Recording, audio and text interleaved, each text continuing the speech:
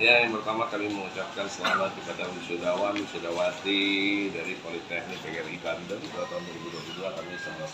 Kami sangat mensupport ya, tadi sudah disampaikan bahwa ada 60 beasiswa full sarjana, kalau bisa tahun depan lebih banyak lagi. Ya, Amin. artinya kami sudah buka peluang agar supaya bisa mendidik masyarakat Kota Cilegon untuk masyarakat yang kurang mampu untuk bisa berkuliah, dan mudah-mudahan tadi Politeknik bisa menjadi universitas. Harapannya Pak? Harapan kami adalah bahwa para wisudawan, wisudawati jangan melihat alma mater kalian. Yang menentukan kesuksesan kalian adalah diri kalian masing-masing, bukan orang lain. Siapapun yang melarang cita-cita kalian, termasuk orang tua kalian, menurut saya kalian harus jalani sesuai dengan hati nurani kalian. Lakukan yang terbaik untuk kedua orang tua, untuk Cilegon dan untuk Banten serta untuk Indonesia. Terima kasih. Assalamualaikum warahmatullahi wabarakatuh. Ini adalah acara profesi wisudawan atau wisuda bagi alumni kita atau mahasiswa kita yang ke-6 rangkaian mereka belajar atau kuliah di Banten selama 3 tahun, dan kita dengan rangkaian wisuda di tahun 2020. Jadi itu wisuda yang berapa peserta? peserta wisuda kita di angka 109 dari 3 prodi, 3 program studi. Jadi ada 50 tadi dari teknik mesin, kemudian 33 dari matematika dan 26 dari teknik. Ini angkatan berapa? Saya lupa. 6. Ya, angkatan tahun angkatan 2021.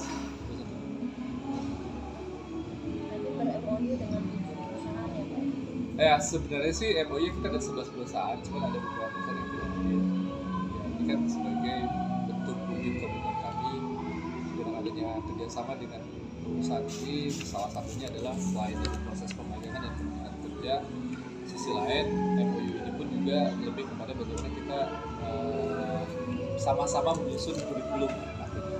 Jadi bagaimana kurikulum yang kami ajarkan kepada mahasiswa-mahasiswa itu merupakan kurikulum yang memang sesuai apa yang oleh industri butuhkan. Jadi tidak semata-mata oleh kampus yang buat, tapi berdasarkan diskusi, arahan dan masukan dari para industri, sehingga kompetensi yang mereka miliki itu sesuai dengan betul apa yang diinginkan oleh industri. Pak, untuk siswa yang berprestasi Pak, apa ada apresiasi Pak dari Politeknik sendiri? Ya, kita ada gift sih ya. Tadi memang kita kasih gift gitu kan, cuman ya hadiah lah gitu kan. Tapi yang jelas paling penting terlepas daripada gift atau buat hadiah yang kami berikan, kami lebih pada bagaimana mengapresiasi mereka supaya ini menjadi pemicu untuk bisa lebih berprestasi lebih depan. Ada berapa Pak yang berprestasi? 3. Jadi kita ambil masing-masing satu orang dari setiap prodi. Apakah yang sudah sebelum wisuda ini sudah ditempatkan dalam arti Kerja. Ya, tadi disampaikan bahwa berdasarkan laporan dari kita punya divisi yang namanya penempatan kerjasama dan penempatan.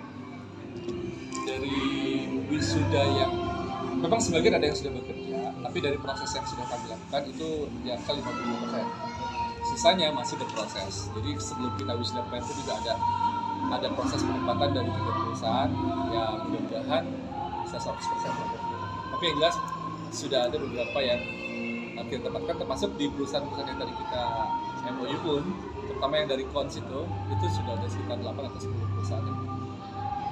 ada pesan motivasi Pak untuk siswa yang masih tahap pembelajaran dan yang sudah bisa terus belajar, terus tingkatkan kompetensi diri, kepribadian dan lain sebagainya.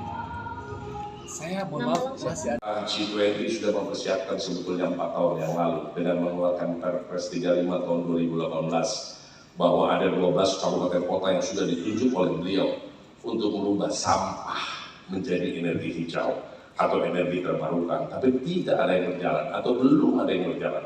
Maka kesempatan dan peluang ini yang diambil oleh pemerintah Kota Cilegon. Kota Cilegon pada saat bulan April memanggil PLTU, Agustus MOU, November bikin pabrik kecil dengan 1,6 ton per hari. Desember sudah menghasilkan yang namanya kofiling, bahan bakar pendamping batu bara. Di tanggal 30 Juni kemarin, kami mendapatkan bantuan pembuatan pabrik oleh PLN. Dan pabrik ini adalah pabrik terbesar dan pertama kali di Indonesia adanya di kota Cilegon. Dalam bentuk co-firing, bahan bakar pendamping batu bara. Harga 1 ton sampah kita yang sudah diolah sama dengan harga 1 ton batu bara. Dan PLTU tidak ada yang namanya limit, dibatasi tidak. Dan hari ini, mohon maaf lahir batin, saya juga akan mengumumkan kepada seluruh masyarakat Kota Cilegon, bagi warga Kota Cilegon yang kurang mampu dan tidak memiliki BPJS, tidak mampu membayar BPJS, Allah ridha. Sejak kami memimpin UHC Universal Health Coverage kami 82%. Saat ini sudah mencapai 96,81%.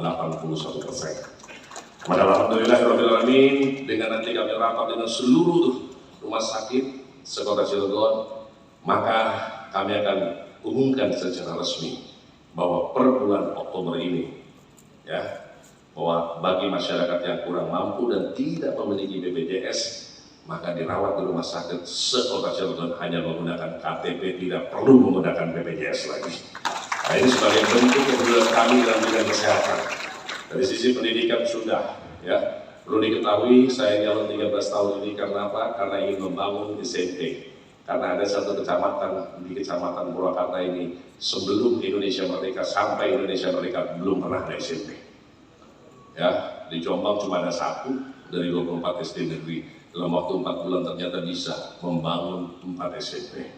Meskipun itu masih nebeng dulu, nggak apa-apa, yang penting statusnya sudah ada. Sekarang di Cilegon sudah ada SMP negeri 12, 13, 14, dan 15. Yang saya ingin bicarakan adalah bukan ini tentang keberhasilan, masih jauh. Yang saya ingin bicarakan bahwa tidak ada yang tidak mungkin jika kita lakukan dengan sungguh-sungguh. Dan oleh karena itu keberhasilan kalian para wisuda dan wisudawati, saya memohon setelah ini sujud sama orang tua kalian. Itu ciri-ciri keberhasilan. Minta doa restu yang seikhlas-ikhlasnya. Di mana kita ketahui perubahan yang begitu cepat pada saat ini menuntut kita untuk menyesuaikan dengan ketidakpastian. Perubahan ini harus menjadi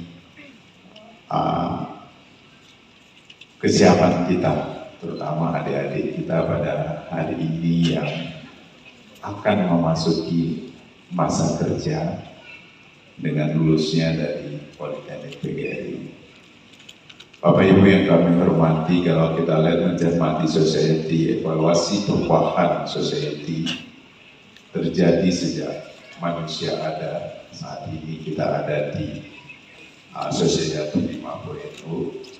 4.0 ke 5.0 ini sangat cepat kemarin. Ya. Sekarang kita menuju super smart society. Sebelumnya kita information society, kemudian sebelumnya industrialisasi society, kemudian agriculture society. Jadi kalau kita lihat tadi information society pun yang tadi baru sebentar komunikasi dengan Bapak bahwa akan membuka jurusan-jurusan baru yang mendukung. Saat ini kita baru menuju ke digital, sudah lahir lagi Society 5.0 ini menuju super smart society. Tentu saja Bapak Ibu baik dari lingkungan kampus, perubahan ini sehingga menuju perlu kesiapan sebagaimana kita ketahui saat ini kondisi kami hadapi di pemerintah saat ini adalah masalah inflasi yang luar biasa. Hal ini disebabkan oleh yang pertama belum selesainya masalah COVID-19, kemudian pengaruh perang Rusia Ukraina, kemudian juga akan mengakibatkan harga-harga baik pangan maupun energi. Ini saat ini kita sudah merasakan